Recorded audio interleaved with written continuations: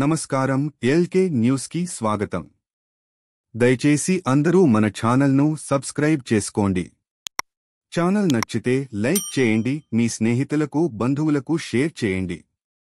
ఇక వార్తల్లోకి వెళ్తే, పోతేపల్లిలో వేంచేసిన శ్రీ విజయ కనకదుర్గ మల్లేశ్వర స్వామివారి దేవస్థానంలో కార్తీక మాసం సందర్భంగా స్వామివారికి అభిషేక కార్యక్రమాలు నిర్వహించారు.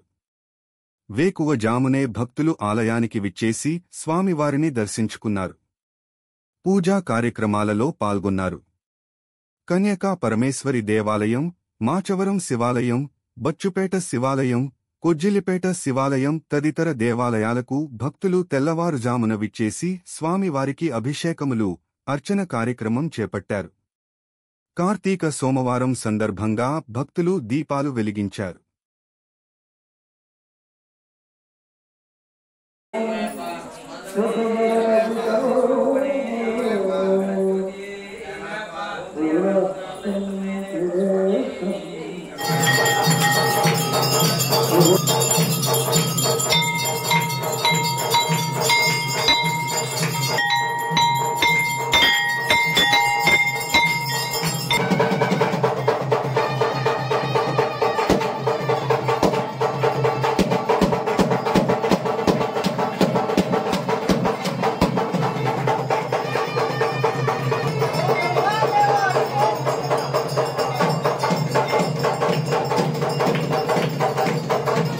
శ్రీ పాండురంగ స్వామివారి తెప్పోత్సవం కార్యక్రమం సోమవారం రాత్రి ఘనంగా జరిగింది. చిలకలపూడిలోని శ్రీ పాండురంగ స్వామివారి ఉత్సవాలలో భాగంగా తెప్పోత్సవం కార్యక్రమాన్ని కాలేఖాన్పేట నాగులేరు కాలువ వద్ద అంగరంగ వైభవంగా జరిగింది. ఈ కార్యక్రమంలో రాష్ట్ర మంత్రి కొల్లు రవీంద్ర పాల్గొన్నారు. సూర్య చంద్రులు ఉన్నంతవరకు పాండురంగ స్వామి బ్రహ్మోత్సవాలు ఇలా జరుగుతూనే ఉంటాయన్నారు.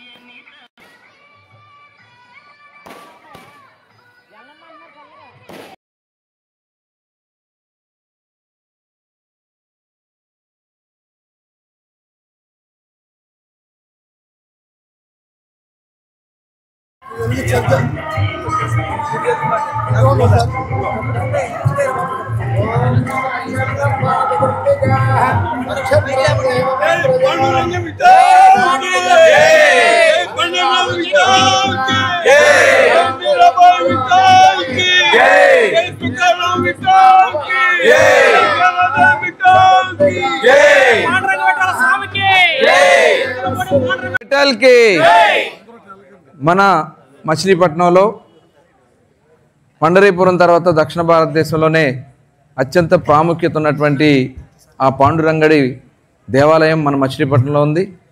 ఆ స్వామివారిని ఆనాడు సాక్షాత్తు భక్త నరసింహం గారు ఆయన దేశ విదేశాల్లో తిరుగుతున్నటువంటి సందర్భంలో స్వామివారి సేవలో ఆయన పండరీపురానికి వెళ్ళడం, ఇక్కడ కూడా దేవాలయం కట్టాలి, స్వామిని ఇక్కడే ప్రతిష్ఠించాలని చెప్పి స్వయంభూగా రావాలని చెప్పి ఆయన ఋషిలా మారి ఆయన అనేక స్వామివారిని స్మరించుకోవడం జరిగింది.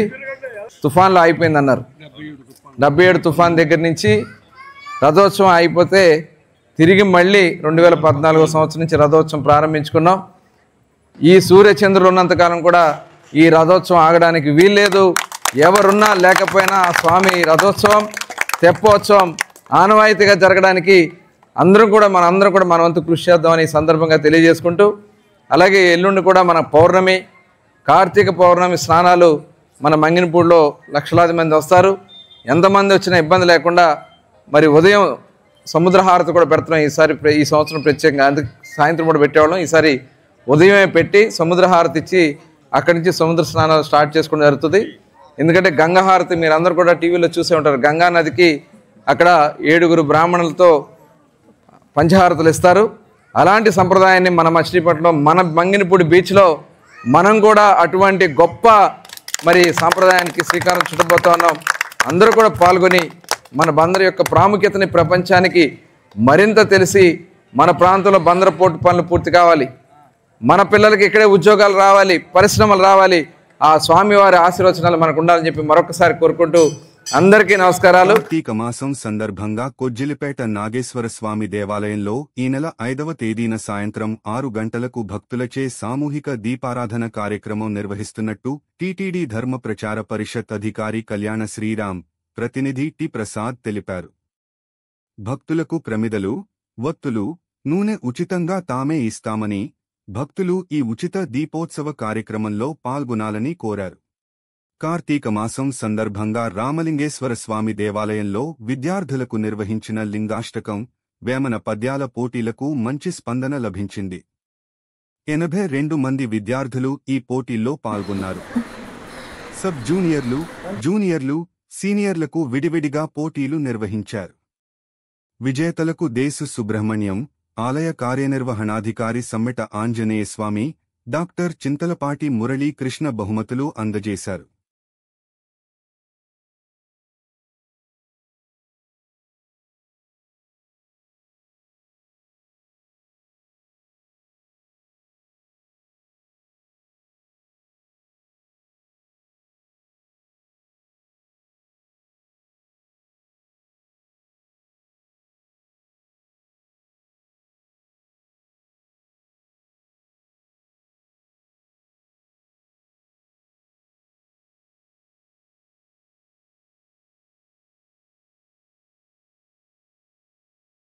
మచిలీపట్నం సేవ మహాపీఠం ఆధ్వర్యంలో సోమవారం శంకరమఠంలో కులాలకతీతంగా లింగధారణ కార్యక్రమం నిర్వహించారు.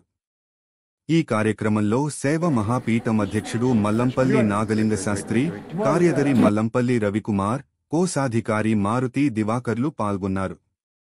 ఈ సందర్భంగా గౌరవాధ్యక్షులు సింగరాజు గోవర్ధన్, కళ్యాణి వంశతులను పీఠం ఉప పీఠాధిపతి మల్లంపల్లి దుర్గా మల్లికార్జున ప్రసాద్ సత్కరించారు. ఈ కార్యక్రమంలో చిన్నయ మిషన్ అధ్యక్షుడు బద్రి, రాజారత్నం, పివి పణికుమార్, ధూళిపాల శ్రీరామచంద్రమూర్తి తదితరులు పాల్గొన్నారు.